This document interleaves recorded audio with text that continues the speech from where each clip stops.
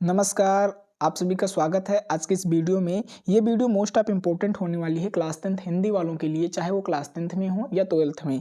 2025 board परीक्षा देने वाले जितने भी विद्यार्थी हैं, उन विद्यार्थियों के लिए ये जो वीडियो है मोस्ट ऑफ इम्पोर्टेंट होने वाली है, क्योंकि आज की यह वीडियो 2025 बोर्ड परीक्षा में आने वाले निबंध के बारे में है। और ये निबंध का नाम है विज्ञान वरदान या अभिशाप। ये निबंध हर साल परीक्षा में आया हुआ है, अब की बार भी चांस है 100% आने का, इसलिए मैं ये वीडियो लेके आया हूँ आपके लिए। अगर आप प्रीवियस ईयर क्वेश्चन पेपर उठा के देखेंगे तो उसमें ये निबंध आपको मिलेगा और 100% ये आएगा, आपकी बार चांस है। इसलिए आज की ये वीडियो देख के आप 7 नंबर जो है बिल्कुल पक्का कर लेंगे, क्योंकि 7 नंबर में ये निबंध पूछता है आपके एग्जाम में, है ना। आइए देखते हैं कि कैसे आपको लिखना है ये निबंध। तो सबसे पहले आपको रूपरेखा लिखना है। रूपरेखा के अंतर्गत आता है प्रस्तावना। सबसे पहले इंट्रोडक्शन देंगे कि उसके बारे में बताएंगे कि ये है क्या चीज़, है ना। उसके बारे में आप बताएंगे कि क्या इसका अर्थ होता है ना, या किसे कहते हैं, ये चीज़ हो गई। दूसरी बात मेन बॉडी में होगा कि उसके क्या लाभ हैं, उसके क्या हानि हैं, है ना। और उपसंहार। इस प्रकार से कोई भी निबंध यदि आप लिखते हैं तो 4 हेडिंग मुख्य रूप से लिखनी होती हैं रूपरेखा के अंतर्गत। रूपरेखा किसे कहते हैं, यदि आपसे पूछा जाए कि रूपरेखा क्या है, तो रूपरेखा के अंतर्गत जो जो चीज़ें आप मेंशन करेंगे, जो जो हेडिंग डालेंगे किसमें, निबंध को लिखते समय, उसी को रूपरेखा में लिख दिया जाता है। पहले इसको इसलिए लिखा जाता है ताकि जो एग्जामिनर है उसका जो कॉपी है तुम्हारी, उस पर इम्पैक्ट पड़े, एग्जामिनर देखते ही समझ जाए कि हाँ बच्चे ने इस तरीके से लिखा है ना। तो आइए देखते हैं रूपरेखा में। सबसे पहले अगर हमको विज्ञान वरदान या अभिशाप पे निबंध लिखना है तो सबसे पहले हम प्रस्तावना डालेंगे, उसके बाद विज्ञान क्या है उसके बारे में बताएंगे, फिर विज्ञान के बढ़ते कदम कौन कौन से हैं ये बताएंगे, फिर विज्ञान से हानि क्या है और फिर उपसंहार क्या है। इस तरीके से हम इस निबंध को लिखेंगे। निबंध का नाम है विज्ञान वरदान या अभिशाप। मोस्ट ऑफ इम्पोर्टेंट निबंध है, देना वीडियो को मिस नहीं करेंगे, पूरा लास्ट तक देख के समझ लेंगे। बहुत ही आसान शब्दों में बताया हूँ, चाहे आप क्लास 10th में हो या 12th, दोनों के लिए बहुत ही महत्वपूर्ण वीडियो होने वाली है। So let us start. आइए हम शुरू करते हैं। तो देखो सबसे पहले प्रस्तावना, मैंने बता दिया ना, रूपरेखा में सबसे पहला हेडिंग प्रस्तावना, तो वही लिखेंगे। आज का युग विज्ञान का युग है ना, जो आज का युग है वो विज्ञान का युग है। आदिकाल से लेकर अब तक मनुष्य ने जितनी भी प्रगति की है वह सब विज्ञान की ही देन है। जितनी भी मनुष्य ने प्रगति की है, पुराने समय से लेके, प्राचीन समय से लेके अब तक जितनी भी प्रगति हुई है, वो सारी चीज़ें जो हैं वो विज्ञान की ही देन है। यह हम सब भली बात जानते हैं कि आवश्यकता ही आविष्कार की जननी है। भाई जितनी चीज़ों की आवश्यकता होगी और उसी को हम आविष्कार कर लेंगे और उसी को हम जननी मानते हैं। मीन्स आवश्यकता ही आविष्कार की जननी है। और जैसे जैसे मनुष्य की आवश्यकताएं बढ़ती जा रही हैं, वह नए नए आविष्कार करता जा रहा है ना, और आगे भी करता जाएगा। भाई जैसे जैसे मनुष्यों की आवश्यकताएं बढ़ती जाती हैं, वो नए नए आविष्कार कर रहा है और आगे भी करेगा, है ना। प्राचीन काल में असंभव समझे जाने वाले तथ्यों, कार्यों और कार्यों को विज्ञान ने आज संभव कर दिया है ना। प्राचीन काल में जो चीज़ें असंभव लगती थी, जो तथ्य असंभव लगते थे, जो कार्य असंभव लगते थे, उसको विज्ञान ने जो है वो आज संभव कर दिखाया है ना। तो इस प्रकार आपने लिख दिया सबसे पहले प्रस्तावना के। तो अब देखते हैं विज्ञान क्या है। दूसरी हेडिंग जो थी हमारी वो है विज्ञान क्या है। सबसे पहले बताएंगे आप विज्ञान क्या है, पहले इंट्रोडक्शन फिर विज्ञान क्या है। तो विज्ञान 2 शब्दों से मिलकर बना है, बी धन ज्ञान। बी का अर्थ है विशेष और ज्ञान का अर्थ है जानना, है ना। विज्ञान का क्या अर्थ है या विज्ञान क्या है, तो इस प्रकार से आप लिखेंगे इसके अंतर्गत। फिर इस प्रकार किसी विशेष को जानना ही विज्ञान है ना। इस प्रकार किसी विशेष चीज़ को जानना ही विज्ञान है। दूसरे शब्दों में हम क्या कह सकते हैं, दूसरे शब्दों में कहें तो विशिष्ट प्रकार का ज्ञान ही विज्ञान है। विज्ञान ने आज हमारे जीवन को बदल कर रख दिया है ना। जो विज्ञान है उसने हमारे पूरे लाइफ को बदल के रख दिया है। मनुष्य जीवन को बहुत ही सुविधाजनक बना दिया और हमारे जीवन को बहुत ही कंफर्टेबल बना दिया है, बहुत ही आसान बना दिया है। देखो ये जो मैं निबंध बता रहा हूँ बहुत ही आसान शब्दों में बता रहा हूँ। आप खुद से केवल एक बार पढ़ेंगे और दोबारा लिख लेंगे, क्योंकि इसमें चीज़ें जो हैं वो प्रैक्टिकल दी गई हैं। आपके आसपास से चीज़ें और शब्द लिए गए हैं ताकि आपको समझ में आए, है ना। यदि आप थोड़ा कंसंट्रेट होकर इसको समझ लेंगे, देन मैं गारंटी लेता हूँ ये आपको समझ में आएगा। अतः यह कहना, आगे देखो, अतः यह कहना अतिशयोक्त नहीं होगा कि विज्ञान किसी वरदान से कम नहीं है ना। विज्ञान एक प्रकार का वरदान ही हमारे लिए। अतः हम कह सकते हैं कि ये जो विज्ञान है वो किसी वरदान से कम नहीं है, क्योंकि विज्ञान ने हमारे जीवन को ही सब क्या कहते हैं आरामदायक बना दिया है ना, बहुत ही सुविधाजनक बना दिया है। सारी चीज़ें अवेलेबल हैं, सारे इक्विपमेंट, सारी मशीनें, सारे जो कुछ भी कह सकते हो, जितने भी प्रकार के संसाधन होते हैं उसको विज्ञान ने संभव कर दिखाया है। इसलिए विज्ञान किसी वरदान से कम नहीं है। इस प्रकार आप क्या लिखेंगे, विज्ञान क्या है, इसके अंतर्गत सेकेंड हेडिंग में यही लिखेंगे। यदि आप विज्ञान वरदान या अभिशाप पे निबंध लिख रहे हैं ना। फिर आगे देखते हैं क्या लिखेंगे आप। फिर आगे तीसरी जो हेडिंग है विज्ञान के बढ़ते कदम। भाई विज्ञान ने क्या क्या आविष्कार किया, क्या क्या चीज़ें हमारे लिए बनाई हैं, ये सारी चीज़ें हम देखते हैं। तो और इनका क्या क्या उपयोग है ना, कैसे इसने हमारे जीवन को सुगम बना दिया, बहुत ही कंफर्टेबल बना दिया, ये हम जानते हैं। तो देखो विज्ञान के बढ़ते कदम हेडिंग डाल लेंगे और इसमें लिखेंगे विज्ञान की वजह से मनुष्य का जीवन बहुत ही आरामदायक हो गया है। इसमें हमारे समय की भी बचत की है ना। इसने जो विज्ञान है उसने हमारे समय की भी बचत की है, बहुत आसानी से सारी चीज़ें हो जा रही हैं ना। तो ये सारे विज्ञान के बढ़ते कदम ही हैं। सबसे पहले घर में विज्ञान की सहायता से हमारा घरेलू जीवन सुखमय हो गया है ना। घरेलू जो जीवन है वो सुखमय हो गया है। आज घरों में heater, refrigerator, television, radio, tap है ना, ये सारी चीज़ें विज्ञान की ही देन है। रिकॉर्डर, टेलीफोन, स्कूटर आदि वस्तुएं आ गई हैं और ये सारी चीज़ें कैसे पॉसिबल हो पाई हैं, विज्ञान के कारण ही है ना, विज्ञान के बढ़ते कदम के कारण में। तो ये पहला लिखेंगे। फिर दूसरे में क्या लिख सकते हैं आप, यातायात के क्षेत्र में विज्ञान के क्या बढ़ते कदम है। तो इसमें आप लिखेंगे 2 पहिए की गाड़ी से शुरू हुआ सफ़र अंतरिक्ष तक पहुँच गया है। क्या बात लिखी है, 2 पहिए की गाड़ी से जो शुरू हुआ हमारा सफ़र था वो अंतरिक्ष तक हमने कई महीनों के सफ़र को मिनटों में तय कर लिया है ना। भाई हम प्लेन में बैठते हैं और जल्द ही किसी विदेश दूर कहीं भी जा आ सकते हैं बहुत जल्द में, है ना। तो इस तरीके से कई महीनों का जो सफ़र था वो हमने मिनटों में तय कर लिया है। क्यों? क्योंकि विज्ञान ने ऐसे आविष्कार किया है जो हमारे लिए बहुत ही सुगम हो गया है, बहुत ही अनुकूल हो गया है, बहुत ही कंफर्टेबल है, जिससे बहुत सारी चीज़ें आसानी से हो जा रही हैं कम समय में। विज्ञान के आविष्कार का प्रत्यक्ष उदाहरण हमारे सामने बैठे बुलेट ट्रेन है ना। हवाई जहाज़ के माध्यम से हम मीलों का सफ़र मिनटों में तय कर लेते हैं ना। चाहे कश्मीर से कन्याकुमारी तक का सफ़र ही क्यों ना हो, है ना। चाहे उत्तर भारत से लेकर दक्षिण भारत तक, उत्तर भारत कश्मीर से लेकर दक्षिण भारत कन्याकुमारी तक का सफ़र हो, वो मिनटों में तय हो जाता है। किसकी वजह से? विज्ञान की वजह से, है ना।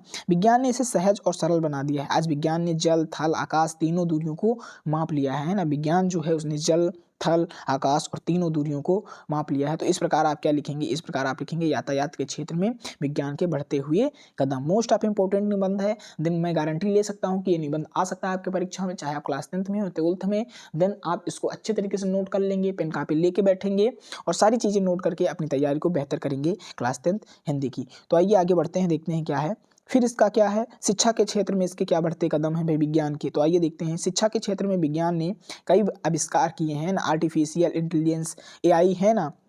एआई जो है उसने बहुत ज़्यादा शिक्षा के क्षेत्र में भी क्या हुआ है, योगदान दिया है विज्ञान ने। जैसे क्या क्या बन गया है भाई, आर्टिफिशियल इंटेलिजेंस, एआई बन गया है। रोबोट के आ जाने से स्कूलों में पढ़ाने के तरीकों में बदलाव आ गया है ना। रोबोट वगैरह ये सारी चीज़ें बन रही हैं ना। विजुअल तकनीकी के माध्यम से आज कठिन विषयों को अभी आसानी से पढ़ाया जा रहा है और फिगर के माध्यम से, डायग्राम के माध्यम से, 3D एनिमेशन के माध्यम से, है ना। और एआई के माध्यम से जो चीज़ें हो रही हैं शिक्षा के क्षेत्र में बहुत ज़्यादा सराहनीय हैं और ये सारी चीज़ें विज्ञान की ही देन है, जिससे हमारा जो एजुकेशनल सिस्टम है वो डेवलप हो रहा है ना। तो फिर आगे बढ़ते हैं, क्या है मनोरंजन के क्षेत्र में भाई क्या विज्ञान के बढ़ते कदम हैं। तो इसमें आप लिखेंगे मनोरंजन के क्षेत्र में विज्ञान ने अपना बहुत महत्वपूर्ण योगदान दिया है ना। विज्ञान जो है मनोरंजन के क्षेत्र में उसने बहुत ही महत्वपूर्ण योगदान दिया है और इसमें आप लिखेंगे मनोरंजन करना इंसान की स्वाभाविक प्रकृति है। और कोई भी मनुष्य होगा और मानव होगा, इंसान होगा, उसकी स्वाभाविक प्रकृति जो है वो मनोरंजन करना ही है ना। विज्ञान की तरक्की के साथ मनोरंजन के साधनों में भी प्रगति हुई है। विज्ञान जैसे जैसे विज्ञान तरक्की करता गया मनोरंजन के साधन भी बढ़ते गए। फॉर एग्जांपल चलचित्र हो गया, वीडियो हो गया, दूरदर्शन हो गया, खेल हो गया आदि सभी मनोरंजन के आधुनिक वैज्ञानिक हैं। वीडियो गेम हो गया, है ना, दूरदर्शन, टीवी हो गई, है ना, मोबाइल फ़ोन हो गया, स्मार्टफ़ोन हो गया, स्मार्ट वॉच हो गया और बहुत सारी चीज़ें जो हैं वो मनोरंजन के क्षेत्र में आई हैं। बहुत सारे खेल आए हैं, है ना। तो ये सारे क्या हैं, विज्ञान के बढ़ते कदम थे किसमें, मनोरंजन के क्षेत्र में। इस प्रकार आपने इतना लिख दिया। अब हम बात करते हैं चिकित्सा के क्षेत्र में विज्ञान के क्या बढ़ते कदम हैं। तो इसमें आप लिखेंगे चिकित्सा के क्षेत्र में तो विज्ञान ने आश्चर्यजनक चमत्कार किए हैं, है ना। चिकित्सा के क्षेत्र में जो विज्ञान है उसने आश्चर्यजनक चमत्कार किए हैं। आज दुर्लभ से दुर्लभ बीमारी का भी इलाज विज्ञान ने ढूंढ निकाला और विज्ञान जो है, साइंस जो है हमारा, उसने क्या किया है, कठिन से कठिन, दुर्लभ से दुर्लभ बीमारी का इलाज विज्ञान ने ढूंढ निकाला है। आज चिकित्सा के क्षेत्र में बहुत आसान हो गई है ना। आज चिकित्सा जो है बहुत आसान हो गई, बहुत आसानी से इलाज वगैरह हो जा रहा है। एक्सरे मशीन की सहायता से शरीर के अंदर के भागों का रहस्य जाना जा सकता है। शरीर के किसी भी भाग का ऑपरेशन किया जाना संभव है ना। ये सारी चीज़ें किसके माध्यम से हैं, ये सारी चीज़ें विज्ञान की ही देन हैं और लेजर के आविष्कार से बिना चीर फाड़ के ही ऑपरेशन किए जा जा रहे हैं, ये सारे चिकित्सा के क्षेत्र में क्या है, विज्ञान के आविष्कार हैं, विज्ञान की देन है, विज्ञान का वरदान है आप कह सकते हैं। तो चिकित्सा के क्षेत्र में क्या चीज़ें थी वो मैंने बता दिया। लाइक इस प्रकार आप लिखेंगे। बहुत ही मैंने अच्छे तरीके से ये निबंध ढूंढ के लाया हूँ आपके लिए, और आप लिखेंगे है ना इसको, विज्ञान से क्या हानियाँ हुई हैं ना। अभी तक तो विज्ञान से क्या लाभ हुए थे ये हमने पढ़ लिया, विज्ञान के बढ़ते कदम से कैसी कैसी सुविधाएं हमको मिल रही थी ये हमने जान लिया। अब हम विज्ञान से हानि भी देखते हैं। विज्ञान ने यदि हमारे जीवन को सर्वसुलभ बनाया है, बहुत ही आसान बना दिया है, तो कई सारी समस्याएं भी उत्पन्न की हैं ना। ऐसा नहीं कि विज्ञान ने हमारे जीवन को कंफर्टेबल कर दिया तो कोई समस्याएं ही नहीं है, नहीं, बहुत सारी ऐसी समस्याएं उत्पन्न हो गई हैं जो नहीं होनी चाहिए। ये भी विज्ञान का एक हानि है या विज्ञान का एक अभिशाप है कह सकते हो, है ना।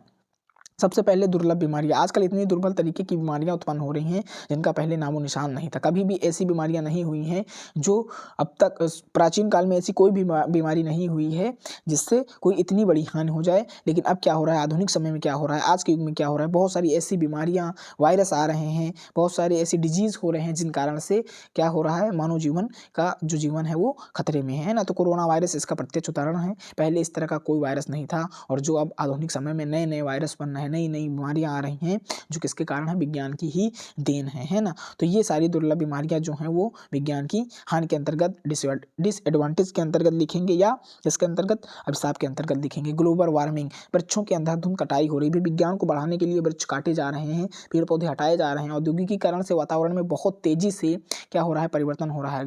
ग्लेशियर पिघल रहे हैं, ग्लोबल वार्मिंग बढ़ रही है। ग्लेशियर किस कारण से पिघल रहे हैं भाई, जाहिर सी बात है, पेड़ पौधे आप काटेंगे तो वातावरण जो है वो गर्म होगा तो ग्लेशियर पिघलेगी, और इस कारण से आने वाले समय में जो मानव जीवन है वो बहुत ही संकट में रहेगा, बहुत ही परेशानियों में रहेगा। हो सकता है आगे चल के जीवन ही नष्ट हो जाए मनुष्यों का, है ना। तो ये सारी चीज़ें क्या हो रही हैं, यदि इन सारी चीज़ों पे रोक नहीं लगाई गई, इन सारी चीज़ों को अपडेट नहीं किया गया, सही नहीं किया गया, देन प्रॉब्लम हो सकती है आगे। फिर आगे क्या लिखेंगे, जल की स्रोतों में कमी हो रही है, और तो और वृक्षों की कमी से प्राणवायु ऑक्सीजन में भी कमी आ रही है। भाई अन्य कई शहर हो गए, सिटी हो गए, जहाँ पेड़ पौधे काट जाके सिटी बनाए जा रहे हैं, शहर बनाए जा रहे हैं, बड़े बड़े महल बनाए जा रहे हैं, और वहाँ पे पेड़ पौधों को खत्म किया जा रहा है, जिससे क्या हो रही है, ऑक्सीजन जो हमारी प्राणवायु है उसमें कमी आ रही है। इससे बहुत सारी डिजीज हो रही है श्वसन से संबंधित, है ना। तो इस प्रकार आप लिख सकते हैं। फिर पर्यावरण प्रदूषण के बढ़ते स्तर के कारण अनेक बीमारियां और उत्पन्न हो रही हैं। पर्यावरण प्रदूषण भाई होगा ही, जाहिर सी बात है, जब पेड़ पौधे काटे जाएंगे तो पर्यावरण प्रदूषण होना ही है